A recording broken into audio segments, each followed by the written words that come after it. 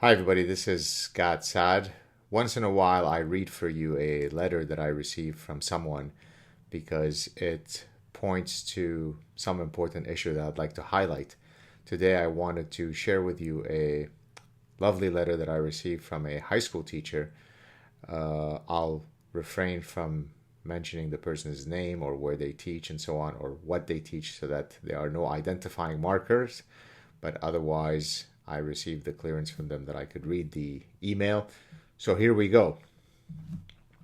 Greetings, Dr. Saad. My name is so and so. I'm a secondary school teacher from so and so. I teach so and so, and I also coach football.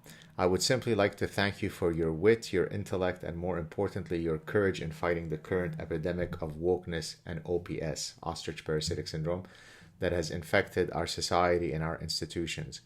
Your unrelenting assault of logic, reason, and satire on these irrational and emotional hemophiliacs is a breath of fresh air in an otherwise smoke filled room.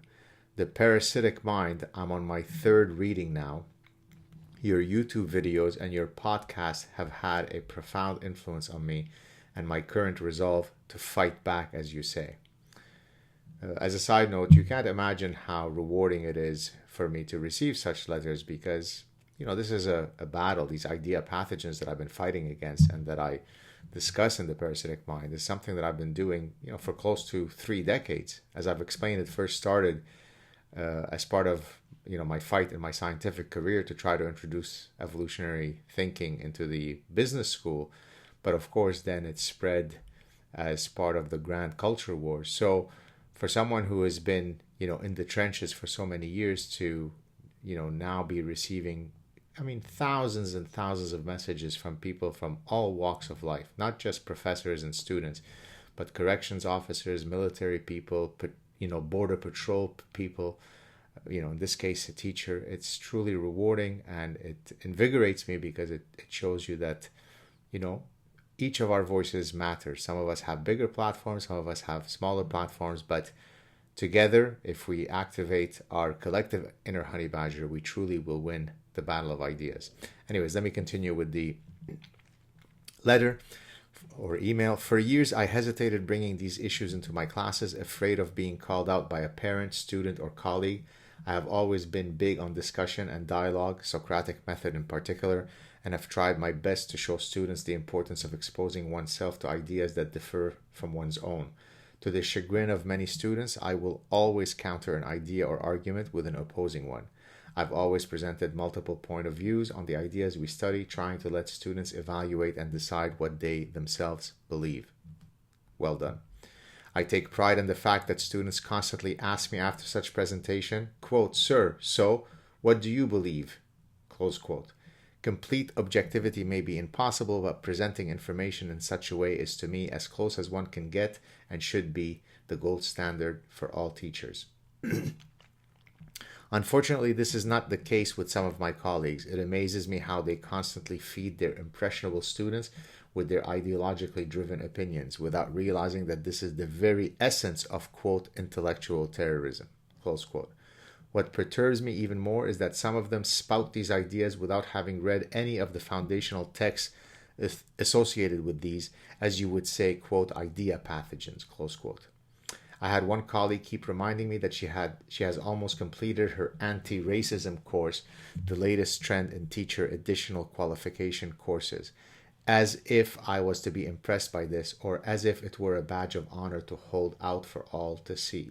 This person is supposed to be an expert on anti-racism, yet had no idea who Ibram X. Kendi or Robin DiAngelo were, let alone having had read their work. This irrationality blows my mind. Oh, you should have walked in my footsteps in academia for the past 3 decades. Before Christmas, the blank College of Teachers distributed a document to all teachers titled, quote, "A Professional Advisory on Anti-Black Racism," close quote. This document oozes idea pathogens and as such is completely devoid of logic, reason, or empirical rigor.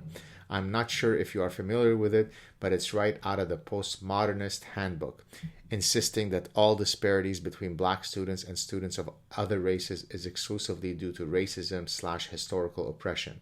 Absurd statements that liken school uniforms or dress codes to systemic racism abound.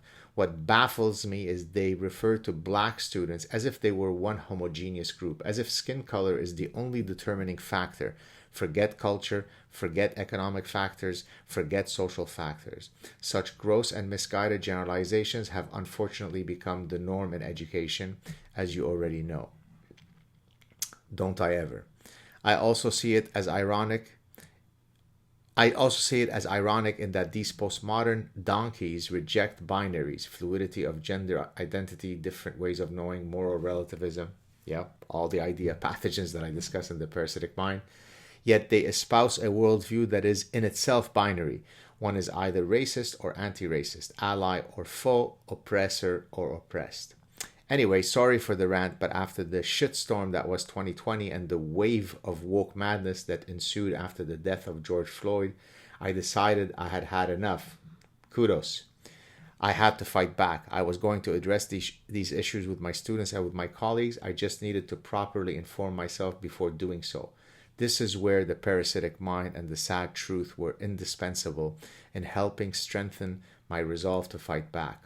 Not only did they provide me with the ammunition I needed to counter these infectious ideas, but the relentless and uncompromising way you present and defend your ideas have inspired me to continue being a honey badger in my personal and professional life. And surprisingly, listen carefully, don't overestimate how dangerous the blue-haired people are.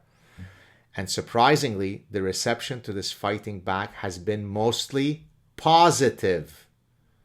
I did have a student write to me in an anonymous survey at the end of the course that, quote, it was distressing to see a white male up there talking about race when you have no idea what people of color go through, close quote.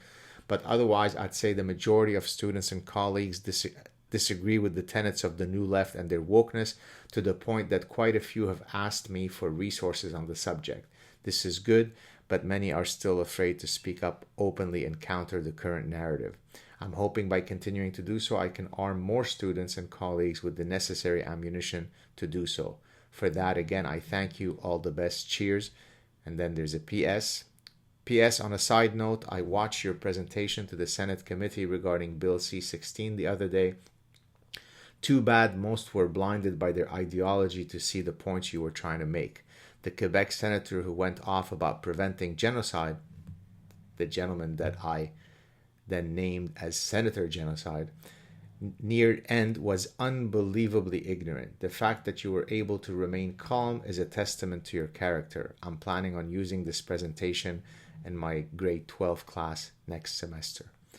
Why do I read you this letter? Not so that I can toot my own horn, because then I would read you about 1,000 more messages that I receive each day.